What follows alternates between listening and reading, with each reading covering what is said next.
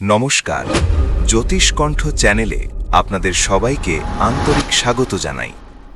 আগামী ৩রা মার্চ অনুষ্ঠিত হতে যাচ্ছে বছরের অত্যন্ত গুরুত্বপূর্ণ একটি চন্দ্রগ্রহণ।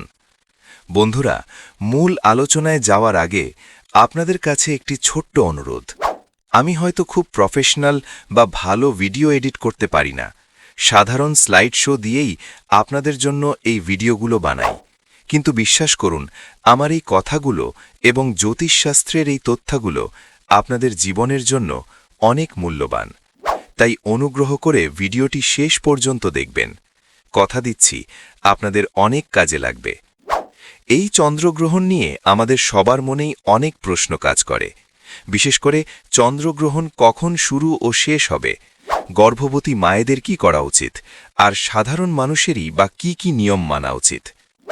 আগামী ৩রা মার্চের এই চন্দ্রগ্রহণ জ্যোতিষশাস্ত্র অনুযায়ী অত্যন্ত তাৎপর্যপূর্ণ। প্রথমে জেনে নেওয়া যাক এই গ্রহণের সময়সূচি। ভারতের সময় অনুযায়ী এই চন্দ্রগ্রহণ শুরু হবে বিকেল ৩:২০ এবং শেষ হবে সন্ধ্যা ৬:৪৭। আর বাংলাদেশ সময় অনুযায়ী এই চন্দ্রগ্রহণ শুরু হবে বিকেল ৩:৫০ এবং শেষ হবে সন্ধ্যা ৭:১৭। তবে আপনাদের নির্দিষ্ট অবস্থান অনুসারে চন্দ্রগ্রহণ শুরু ও শেষ হওয়ার সঠিক সময়টি জানতে অবশ্যই একবার গুগলে সার্চ করে মিলিয়ে নেবেন। এতে আপনাদের সুবিধা হবে। যে কোনো চন্দ্রগ্রহণ চলাকালীন আমাদের চারপাশের পরিবেশ এবং এনার্জিতে অনেক পরিবর্তন আসে। চন্দ্র যেহেতু আমাদের মনের কারক গ্রহ, তাই এই চন্দ্রগ্রহণের সময় কিছু বিশেষ নিয়ম মেনে চলা সবার জন্যই খুব জরুরি।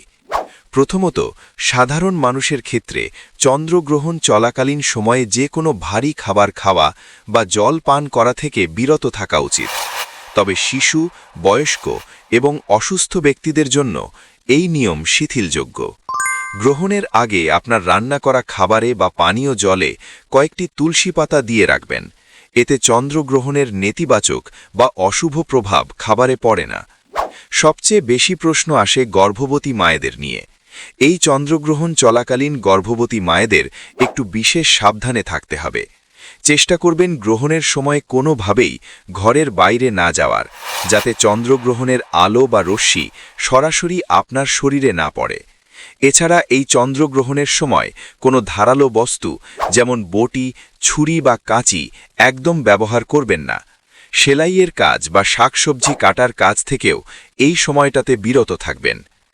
ভিডিওর শুরুতে বলেছিলাম আমরা কিছু বড় ভুল করি।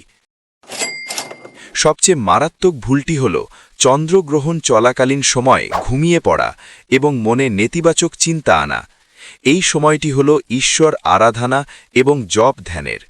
পবিত্র এই সময়ে ঘুমালে বা নেতিবাচক কথা বললে মানসিক চাপ বাড়ে।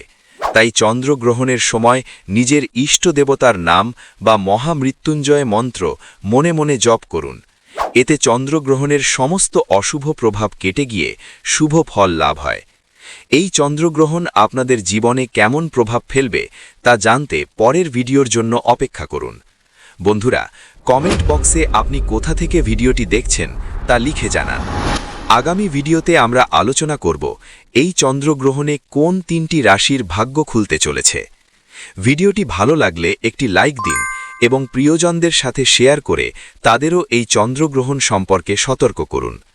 ভালো থাকবেন, সুস্থ থাকবেন এবং জ্যোতিষ কণ্ঠের সাথেই থাকবেন। ধন্যবাদ।